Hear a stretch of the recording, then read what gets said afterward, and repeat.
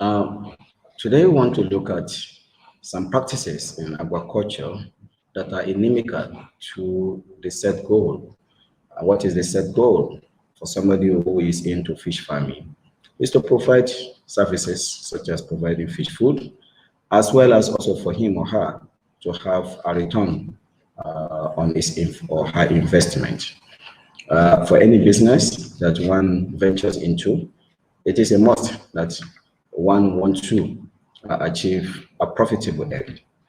But there are some practices in aquaculture which most people do, which are inimical and quite destructive to the successful uh, proposition of any aquaculture venture. Fish farming as a business should be taken as a business. Otherwise, it will be just like as an a hobby or a pastime. So if you lost your investment in a hobby or in a pastime activity, you may not feel it much.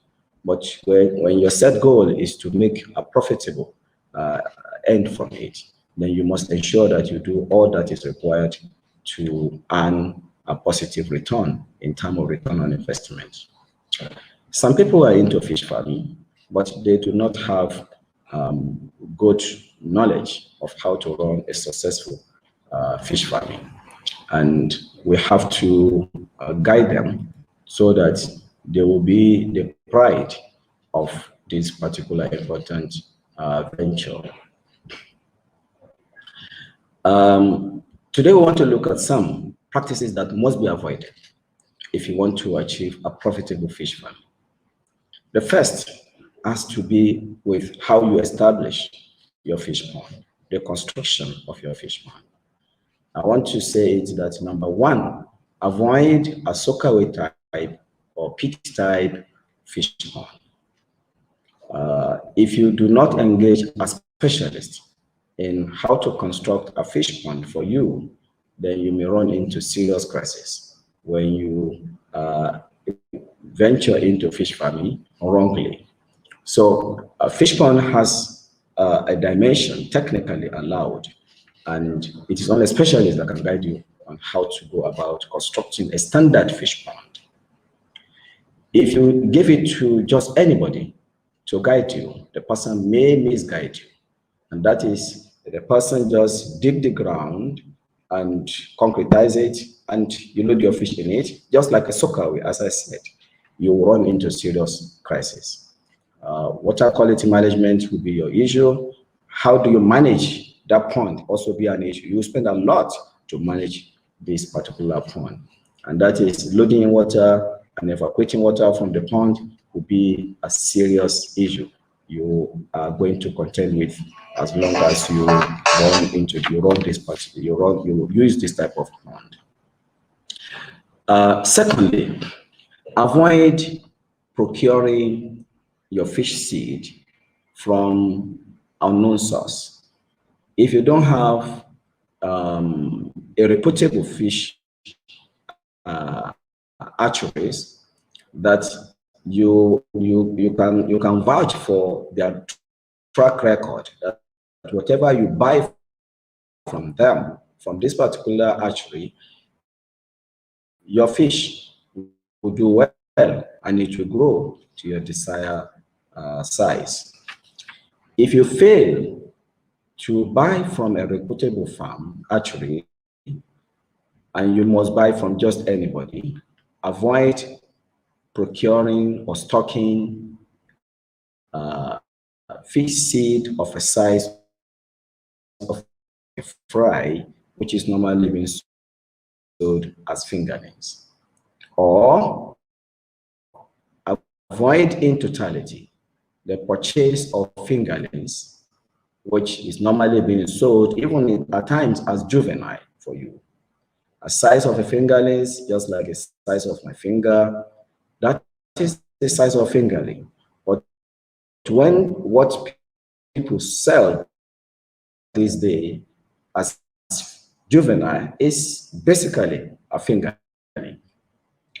And what they sell as fingerlings is basically a fry. So you say a fish as tiny as this being sold as fingerlings. That is a fry. So if you are buying from a known source, avoid in totality stocking your pond with fry or fingerlings.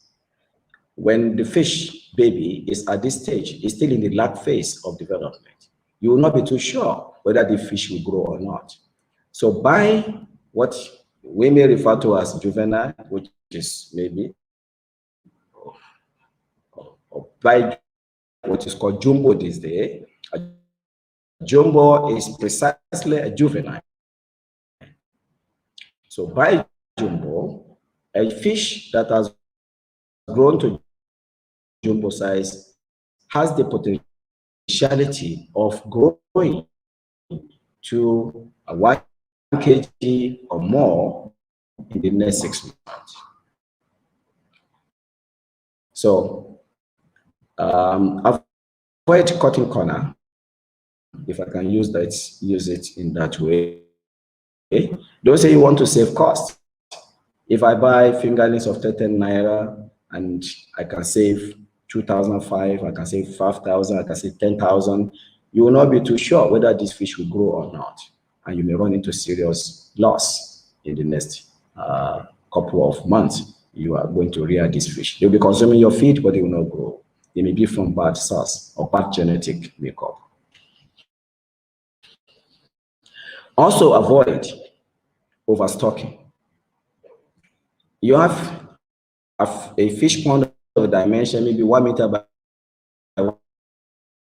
1 meter, and you loaded in 500 fingerlings. There's no problem.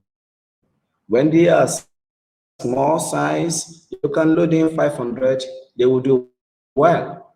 But as they are growing, they need space. So as you are setting out to establish a fish pond, try to construct at least 3 ponds.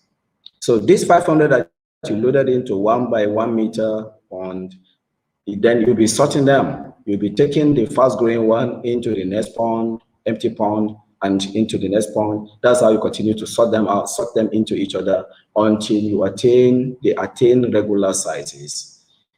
If you fail to do that, they will impede on each other's growth. They will cannibalize on each other, and they will compete for so many resources. They compete for oxygen, they compete for space, they compete for feed, and in the course of doing this, some will grow, some will not grow. So always your chance of having high chance of profitability is assured. The next thing you must also avoid, which most people also do, is when your water has gone bad and you want to change the water, always avoid total exchange of this water. Avoid it. If the water is dirty, is smelling bad, has gone foul, don't remove the whole of the water by loading in fresh water.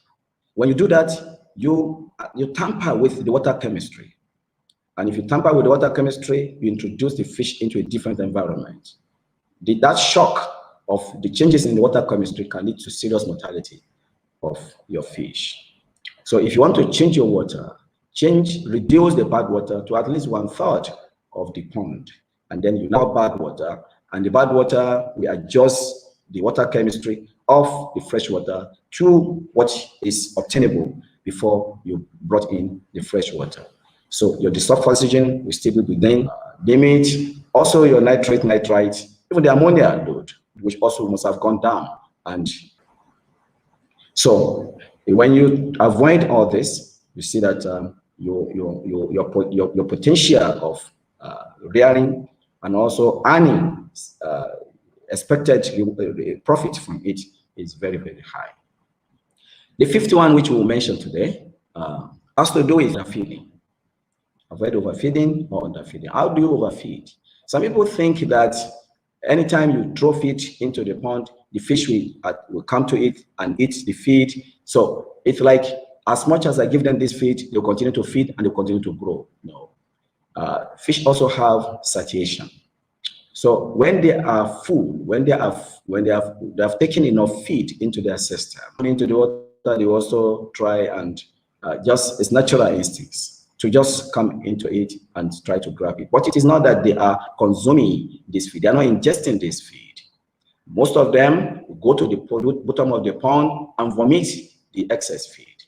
So you are losing resources. You are wasting feed, which is a lot of money because feed constitutes not less than 60 to 70% of cost of production. So as much as you can cut down on feed wastage, you have the potentiality of raising your return on investment, of making it high. So when the fish are small, you can program them to feed them maybe 4 times in 24 hours.